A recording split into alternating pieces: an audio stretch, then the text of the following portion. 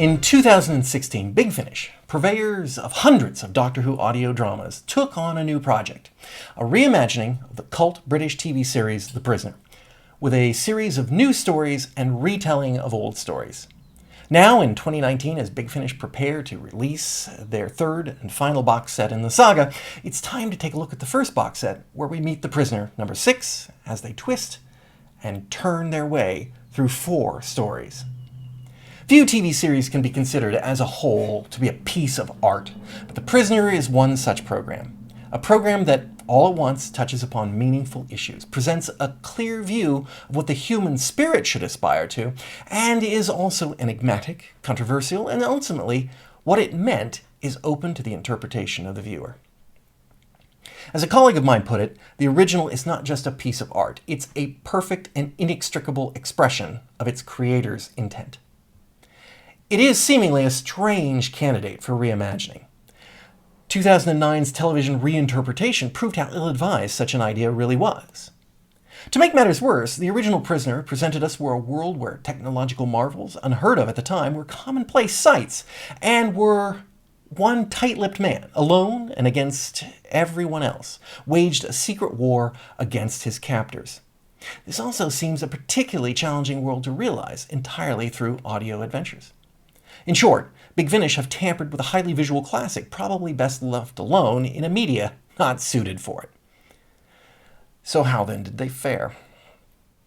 I find my biggest problem is trying to evaluate the series without comparing it to the original, which I find impossible, since the original is the gold standard, and it doesn't help that the actor portraying number 6, Mark Elstob, while not doing a Patrick McGoohan imitation, certainly has a great similarity to his voice and delivery. After listening to the first episode, I find this seems less like a new work and more like an unnecessary retread. Time and further episodes will perhaps change my mind, but for now, it's about comparing the two works. Let's turn our eyes specifically to the first story on the box set, Departure and Arrival.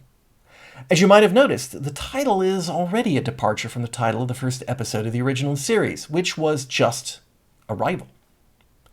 It's also my first complaint. Arrival started with a 3-minute-long, wordless, dramatic sequence, starting with the prisoner's resignation and his immediate kidnapping and arrival at the village. An absolute classic example of television art. Completely unsuitable for audio. But it also sets up a brilliant delineation in the original. We have such a fleeting glimpse of pre-villager number 6 that we, the audience, know nothing about him, save he resigned from somewhere in a huff and was immediately kidnapped. Everything we know about number 6, we learn of him during his captivity in the village. That mystery benefits the premise immensely. Departure and Arrival starts up with ZM-73's final mission for British intelligence. ZM-73 is number 6's pre-village spy codename. That mission is an urgent meeting with a woman that his superiors believe he is romantically involved with.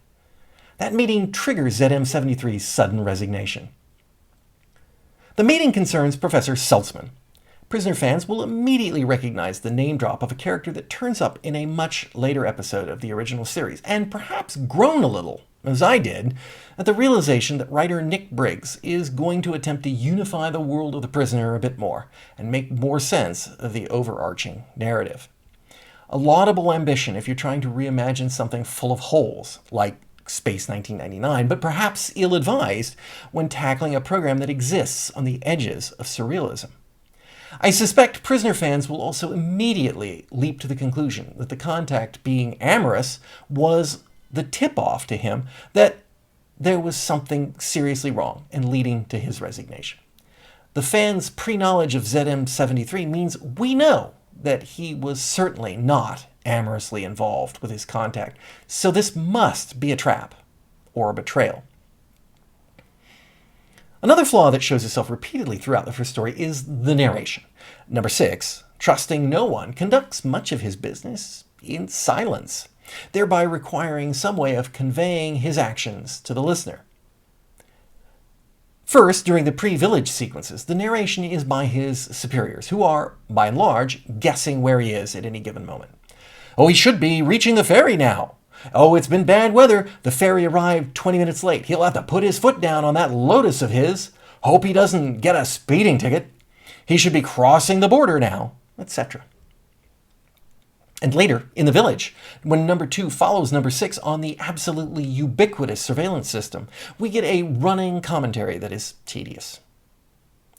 He's walking along the beach now. He's at the stone bridge. I wonder what he's thinking. Yes, that's a good fellow. Head left towards the bandstand. Oh, you are in a hurry, aren't you?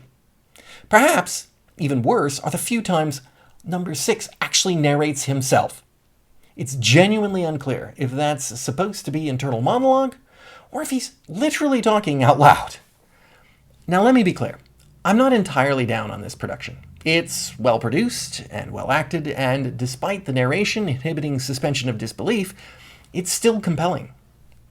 One area that's either genius or folly, I've yet to decide, is the updating of the village. The story is still set in the 1960s, and the narrative descriptions make it sound like the original village location, Portmeirion in Wales. But the then amazing technology of the original, some of which seems very dated today, has been updated to a version of 2016's Day After Tomorrow technology. While this makes the story more relatable to a modern audience, it hardly seems beyond the realm of current technology, making it feel more like a time travel story where a man from the past copes with our modern world. It's a very different feel from the original. This does, however, make the pervasive surveillance state feel more real and germane to modern audiences, and that may drive the narrative more efficiently in future stories, but that remains to be seen. It would also be remiss of me not to mention the music score. The score played an all-important part in the original series, and while this new version doesn't feature the iconic theme from the original, it does have a suitably twangy and entertaining 60s feel replacement that helps set the tone. The story itself basically follows the original, with number 6 arriving, meeting his adversary number 2, drawing his line in the sand, and starting his escape attempts. Unlike the original, though, the story ends on a cliffhanger, with number 6 seemingly escaping in the village's high-tech helicopter. As this is a box set of 4 stories, I will of course listen to the next 3 stories, perhaps becoming hooked over time.